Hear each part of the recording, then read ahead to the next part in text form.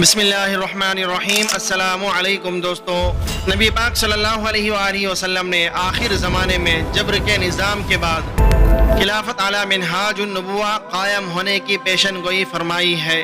یہ خلافت حضرت امام مہدی علیہ السلام کے ہاتھوں قائم ہوگی۔ احادیث اور روایات میں تفصیل کے ساتھ آپ کے ظہور سے پہلے کی علامات بتائی گئی ہے، جن میں آپ کی ذات کے متعلق علامات، آپ کے دور کے بارے میں روایات اور مختلف خطوں کے ساتھ آپ کے تعلق کے بارے میں روایات شامل ہیں۔ ان روایات میں بہت سی وہ ہیں جن پر محدثین نے ضعف کا حکم لگایا ہے۔ ان ضعیف روایات میں وہ بھی ہے جن کا ایک واضح مصداق نظر آ چکا ہے۔ البتہ جو روایات ابھی تک ظاہر نہیں ہوئی، انہیں بھی اس شرط کے ساتھ ذکر کیا گیا ہے کہ اگر آئندہ ان کا مصداق نظر آ جائے تو انہیں بھی سچا سمجھا جائے۔ حضرت امام مہدی علیہ السلام کا نام نبی کریم صلی اللہ تعالیٰ علیہ وآلہ وسلم کے نام کے موافق ہوگا، یعنی محمد، اور آپ کے والد کا نام بھی نبی کریم صلی اللہ علیہ وآلہ وسلم کے والد کے نام کے موافق ہوگا۔ آپ کا ایک دوسرا نام بھی ہوگا جس سے بظاہر زیادہ معروف ہوں گے۔ آپ کی کنیت ابو عبداللہ یا ابو القاسم ہوگی۔ آپ کی والدہ کا نام آمنہ ہوگا۔ آپ نبی کریم صلی اللہ تعالیٰ علیہ وآلہ وسلم کی اولاد میں سے ہوں گے اور حضرت فاطمہ رضی اللہ تعالیٰ عنہا کی نسل سے ہوں گے۔ آپ حسنی سید ہوں گے۔ آپ کی پیشانی کشادہ ہوگی، سر کے اگلے حصے میں بال نہیں ہوں گے۔ ناک لمبی ہوگی جس کی نوک باریک اور اس میں کچھ خم ہوگا۔ آپ کی رانوں کے درمیان فاصلہ ہوگا۔ قد میانہ، چہرہ خوبصورت اور نورانی ہوگا۔ بال سیاہ ہوں گے اور کندھوں پر پھیلے ہوئے ہوں گے۔ پیٹ بڑا ہوگا۔ آپ کے سامنے کے دانتوں میں فاصلہ ہوگا۔ رنگت گندمی اور بال گھنگریالے ہوں گے۔ آپ کے بدن پر مسوں اور تل کے نشان ہوں گے۔ ایک نشان آپ کے بائیں کندھے کے نیچے ہوگا اور دوسرا آپ کی ران پر ہوگا، اور تل کا ایک نشان آپ کے رخسار پر ہوگا۔ آپ کی داڑھی گھنی، آنکھیں سرمگی اور دانت چمکدار ہوں گے۔ ابرو گول اور پتلے ہوں گے اور ان کے درمیان فاصلہ ہوگا، اور آنکھیں گہری اور ان کی سیاہی وسیع ہوگی۔ آپ سفید پگڑی پہنے ہوئے ہوں گے۔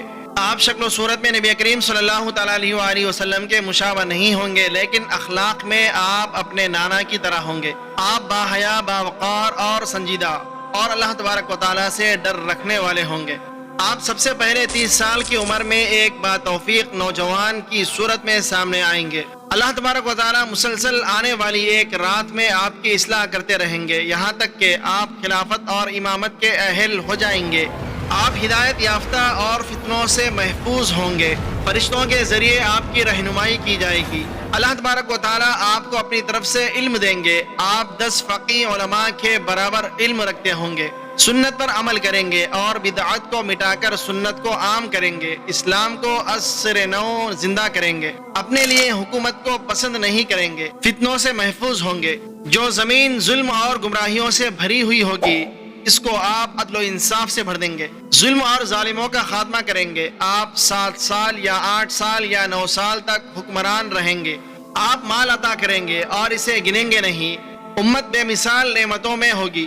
ہر ایک کو برابر مال عطیہ کریں گے۔ اپنے عمال پر سخت اور مساکین کے لیے نرم اور مال کی سخاوت کرنے والے ہوں گے۔ آپ کے زمانے میں پھلوں اور پیداوار کی کثرت ہوگی۔ بارشیں خوب ہوں گی۔ مسلمانوں کے دل غنا سے بھر جائیں گے۔ آپ کا وطن یمن ہوگا، البتہ آپ کی ولادت مکہ یا مدینے میں ہوگی، لیکن آپ کو اپنے خاندان سمیت حجاز سے یمن جلا وطن کیا جائے گا۔ اس وقت آپ کی عمر 18 سال کی ہوگی اور آپ منبر پر بیٹھیں گے۔ حجاز جہاں آپ کا ظہور ہوگا، یہاں پر قابض خاندان کو آپ سے بہت زیادہ خطرہ ہوگا۔ ممکنہ طور پر یہ آل سعود ہو سکتے ہیں، کیونکہ روایت میں بیان کی گئی نشانیاں انہی پر پوری ہوتی ہیں۔ یہ نجد سے نکلے ہیں اور خلافت کے خاتمے کے بعد ان کی حکومت اسی خطے میں قائم ہوئی۔